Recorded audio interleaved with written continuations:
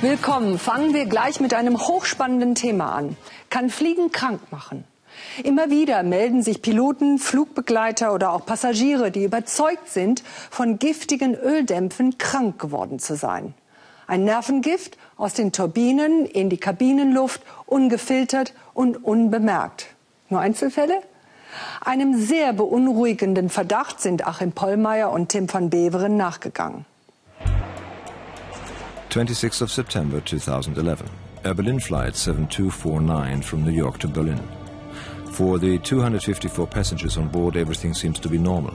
Nobody suspects that something is happening which airlines don't like to talk about. Possibly, toxic fumes are penetrating the cabin.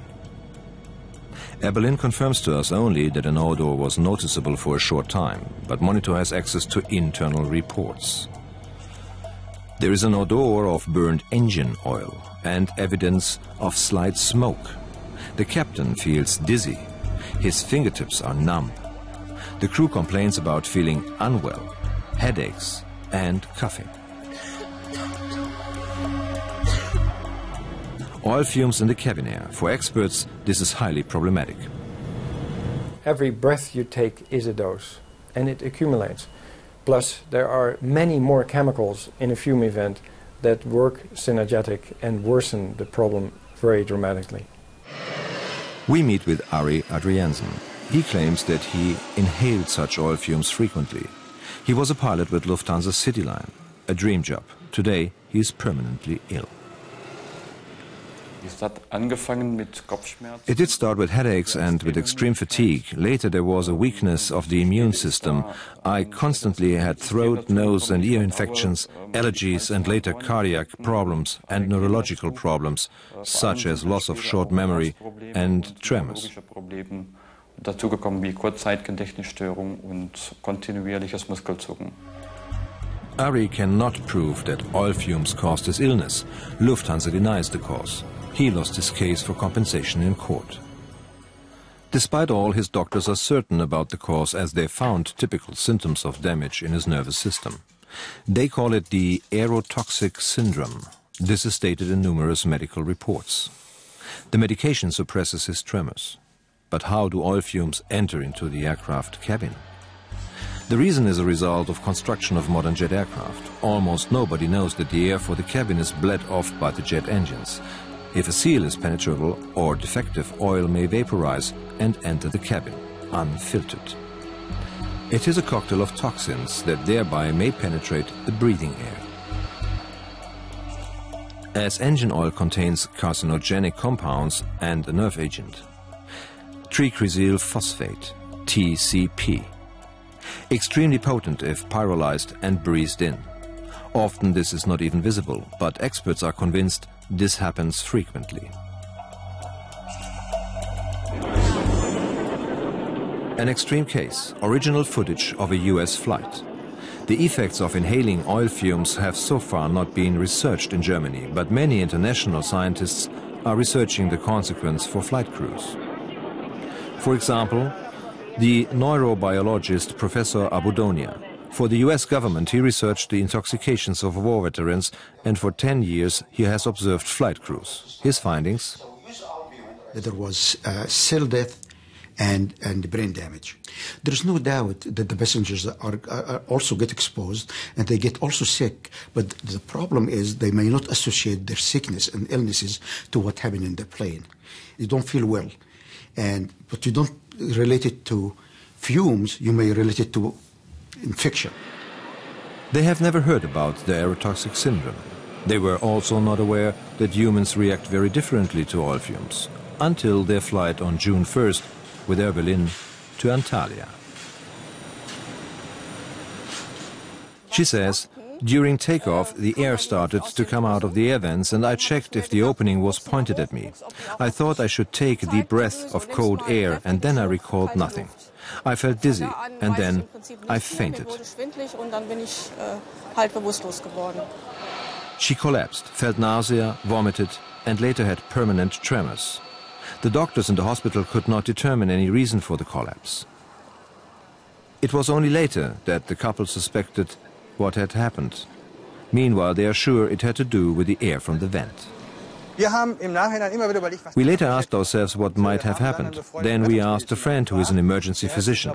He looked at the laboratory findings and our reporting and immediately suggested a nerve agent poisoning. Does that mean tricrysyl phosphate? Contaminated cabin air? Air Berlin refused to comment on this case too. Airlines and manufacturers do not like to speak about this issue at all. Generally, they deny that there is a problem. They claim there is no evidence that oil fumes cause the frequently described symptoms of illness, and oil fume incidents are rare. Is that true? February 17, 2010, Lufthansa flight 753 from Hyderabad to Frankfurt. The pilots smell oil. They don their oxygen masks to land the aeroplane safely.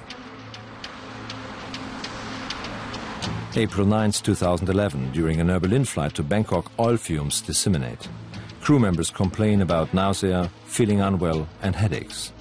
Air Berlin disputes this, but the captain states later, a contamination of the crew and the aircraft with tricrysyl phosphate has to be considered under the facts reported previously. The medical flight examiner, Dr. Michael Mulder, together with the University of Amsterdam, researches the effects of such events. He already conducted numerous examinations and analyzed blood samples of frequent flyers and air crews. On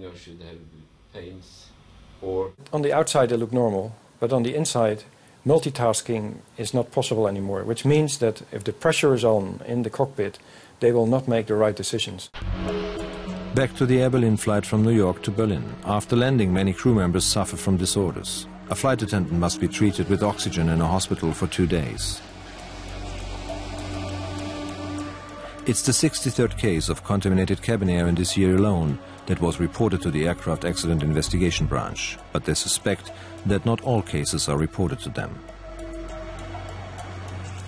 How dangerous are oil fumes? Why are there no filters on aircraft or sensors to warn of contamination events?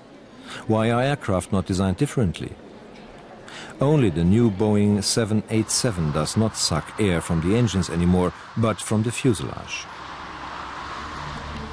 Many questions, almost no answers. The problem exists for all airlines and manufacturers. Our questions are evaded or remain unanswered by all who we ask.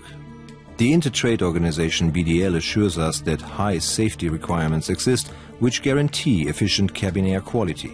They decline in interview. Apparently the problem is to be swept under the carpet.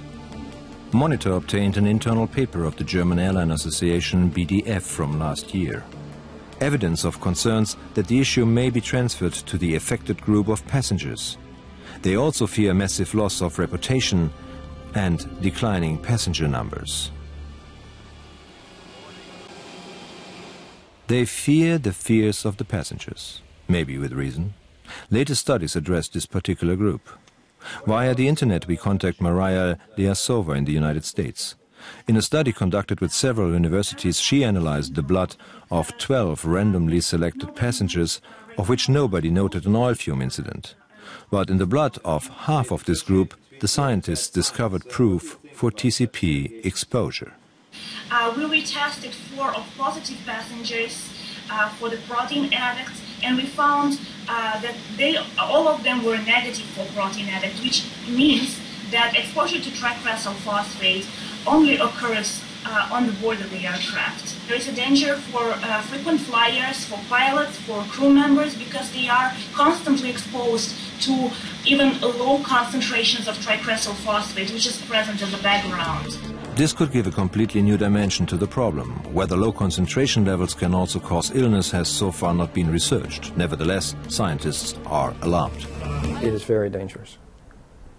And I think it should be banned in aircraft, and nobody should be exposed to it. It is a nerve gas, and it's not a discussion how much nerve gas you are allowed to breathe. It's not good. This is not good. What's going on? How often passengers are harmed by oil fumes is not yet known, but it may happen to anybody at any time. Nervengift, das mitfliegt?